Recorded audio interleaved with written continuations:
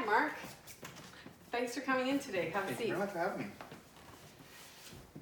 So I'm glad you could come in today. Today we're just going to talk about the testing that we did on Liam last month, Okay. and we're going to go over all the results of that assessment. Okay. Okay. So first of all, the assessment that we did was called the KT3 Brief, or the Kaufman Test of Educational Achievement. It's the 3rd edition.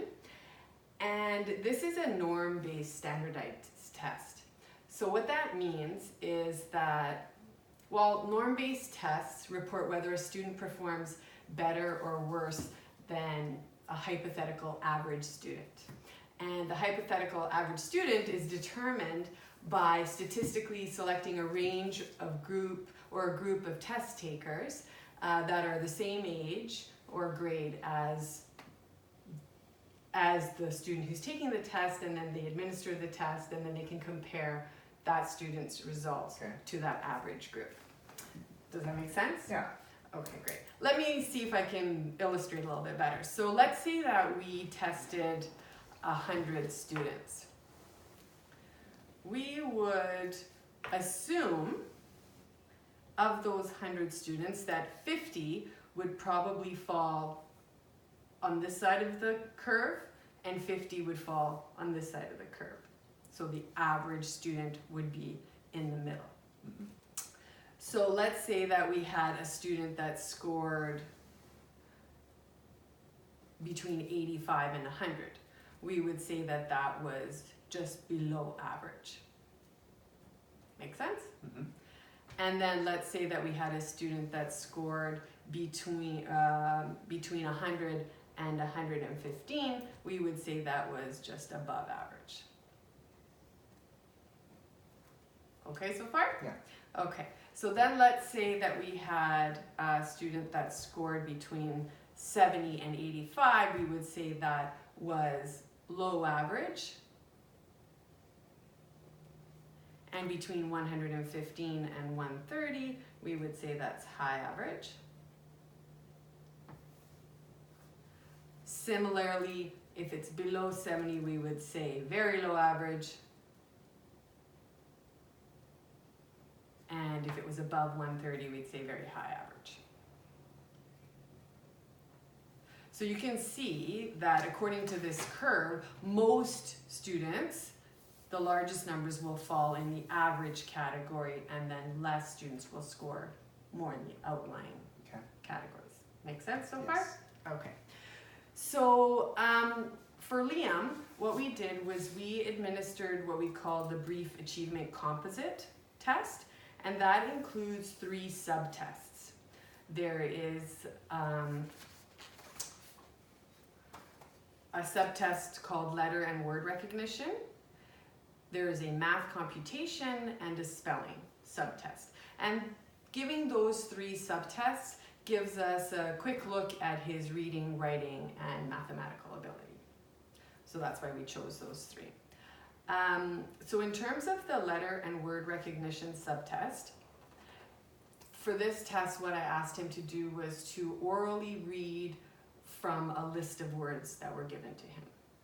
And he achieved a score of 79. Mm-hmm. So if you look at this diagram, you can see that for 79 it would fall in the low average category. On the math computation subtest, he achieved a standard score of 86, Mm-hmm. which is in the below average category. And for the spelling subtest, he achieved a standard score of 71, which again is in the low average category. Now for each of these scores, we can also compare them to a grade equivalent. So for letter and word recognition, his score of 79 is a grade equivalent of 2.6. Okay. His math computation is a grade equivalent of 3.3. His spelling is a grade equivalent of 1.9. Okay. So overall, he was in the low average category, which, you know, suggest that those tasks were a little bit difficult. He had a little bit more difficulty with those tasks. Mhm. So that leads us to kind of where we go from here and how can we best support Liam in the classroom and with his learning. So there are a few recommendations here that we would like to suggest. So we're sharing these results with you, obviously, as his parent, but we would also like to share these results with next year's teachers. Since we're so close to the end of the year, we want to make sure that next year's teachers have this information and so that they're best able to support him in the classroom.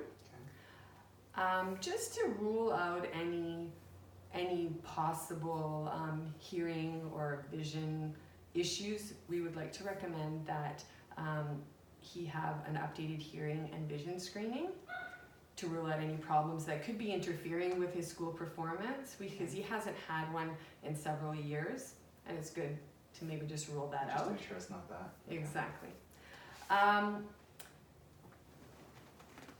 The other recommendation is that since we see that he's got some areas where he's having a little bit of difficulty, we would like to recommend that our district psychologist comes in and does some further testing with him.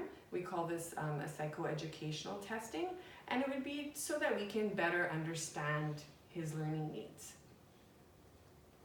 And it will give us more information so that we're better able to support him.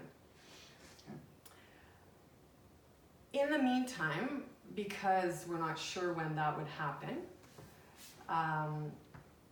we will continue to provide adaptations and supports to assist Liam with his academic tasks.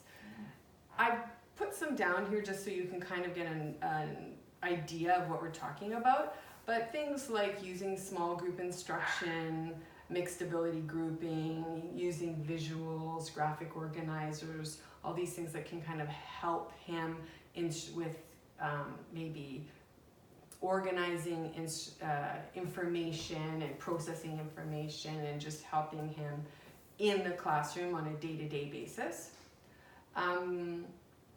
Environmentally, we want to make sure that he's, maybe sitting, has easy access to the teacher, that he's provided with consistent structure and routines in the classroom so he's not getting too much information at a time and then getting confused. Assessment-wise, there's again some adaptations here that, again, we're going to share this list with next year's teachers just to make sure that they also know the best way to be able to prepare and to support him. And in terms of the further testing, I've spoken to our district psychologist just to see how many people are on the list to be that she needs to assess, and she has said that she could probably get to Liam as early as October or November. So that would be great, because the more information that we have, the better that we are able to support him. Right. Do you have any questions? No, it's pretty straightforward. Okay. I know that this is a lot of information at one time, and it might be a bit overwhelming, but I do have, this is a copy of the report and